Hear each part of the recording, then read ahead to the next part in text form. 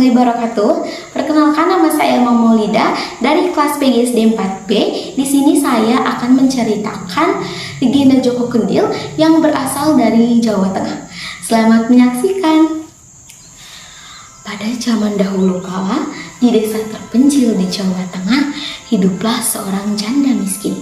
Ia memiliki seorang anak laki-laki yang fisiknya seperti periuk untuk menanak nasi, atau sering kita sebut kendil.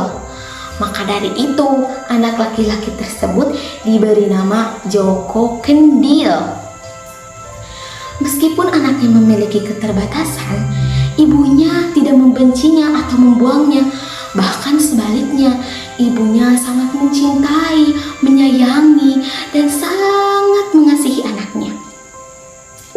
Ketika masa kecil, Joko Kendil seperti anak pada umumnya, bermain, jenaka, dan disukai oleh banyak orang. Tapi pada suatu hari, ada pesta di desanya. Diam-diam, Joko Kendil menyelinap masuk ke dapurnya. "Aduh, ada kendil bagus sekali," ujar ibu-ibu yang sibuk memasukkan kue dan buah-buahan ke dalam kendil tersebut. Padahal kendil tersebut bukanlah barang, melainkan manusia, yaitu, iya benar, Joko Kendil. Tapi setelah kendil tersebut terisi penuh, diam-diam Joko Kendil keluar dan menggelinding. "Kendil ajaib! Kendil ajaib!" teriak orang-orang pada pesta itu. Joko Kendil pun semakin cepat menggelinding ingin sampai kepada rumahnya. Setibanya di rumah, Joko Kendil langsung menemui ibunya. "Dari mana kau mendapatkan makanan dan buah-buahan sebanyak ini?" ujar ibunya keheranan. Joko Kendil pun menjelaskan apa yang terjadi barusan. "Semua ini bukan hasil mencuri, Ibu. Ini dimasukkan oleh ibu-ibu yang tadi ada di pesta pernikahan. Menurut mereka, kendil yang dimasukkan itu lebih cocok untuk diisi kue, buah-buah, dan buah-buahan, bukan untuk menanak nasi." Tahun demi tahun, Joko Kendil tumbuh menjadi pria dewasa, tapi fisiknya masih tetap sama seperti kendil.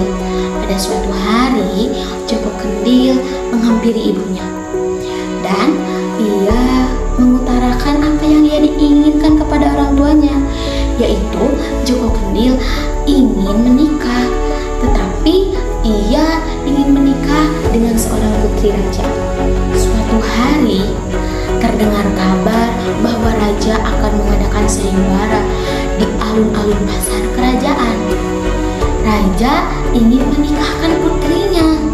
Siapapun yang memenuhi syarat sayembara tersebut bisa menikahi putrinya. Banyak pemuda kaya, tampan, bahkan bangsawan yang hadir pada sayembara tersebut, termasuk, ya betul, Joko Kendil. Ketika ia di pasar, banyak orang melontarkan celotehan. Apakah benar dia ingin mengikuti sayembara ini untuk meminang putri raja? Ujar orang-orang di pasar. Tetapi Joko Kendil dengan kepercayaan dirinya tetap mengikuti sayembara tersebut. Saat acara dimulai, sang putri diminta memilih siapa yang akan jadi calon suaminya. Dua kakaknya memilih laki-laki yang tampan, kaya, dan dari keturunan bangsawan. Sedangkan adiknya yang bungsu memilih Joko Kendil. Raja pun sampai terheran-heran, bahkan dua kakaknya pun terheran-heran. Tetapi yang dilihat dari Joko Kendil adalah ketulusannya dan kesopanannya. Pada akhirnya, Joko Kendil resmi menjadi suami sang putri. Namun, di dalam kebahagiaannya tersebut, tersebut, selalu saja kakak-kakaknya sang putri selalu mencemooh tentang keadaan fisik suami dari adiknya tersebut. Pada suatu ketika, sang putri masuk ke dalam kamarnya, tetapi yang ia lihat hanyalah sebuah kendil yang berada di atas kasurnya. Ia tidak melihat joko kendil. Sang putri pun tergumam. Kendil ini yang membuat diriku selalu jadi bahan cemoohan oleh kakak-kakakku. Akan kubantingkan saja kendil ini, ujarnya dengan keras. Seketika sang putri pun melemparkan kendil tersebut, sampai kendil itu menjadi bagian yang berkeping-keping. Seketika itu juga, tiba-tiba di hadapannya muncul seorang kesatria yang sangat tampan dan perkasa. "Siapa kamu? Mengapa ada di kamarku?" ujar sang putri kepada pria tersebut. "Akulah Joko Kendil, suamimu," ucap sang pangeran tersebut. Sang pangeran pun menceritakan bahwa tubuhnya yang terbentuk kendil tersebut adalah kehendak dewa.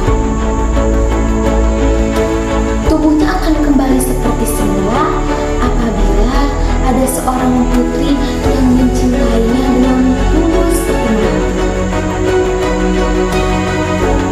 Kejadian itu membuat sang putri tersadar dan malu sekaligus iri bahwasannya sesuatu tidak boleh dilihat dari fisiknya dan tidak boleh kita mendengarkan omongan orang-orang yang selalu menghina kita. Kita tidak tahu apa yang akan disiapkan di depan dan apa yang akan kita jumpai di depan sana. Pesan moral dari cerita rakyat Joko Kendil ini adalah kita tidak boleh menghina orang yang nasibnya kurang beruntung dan mungkin terlihat jelek.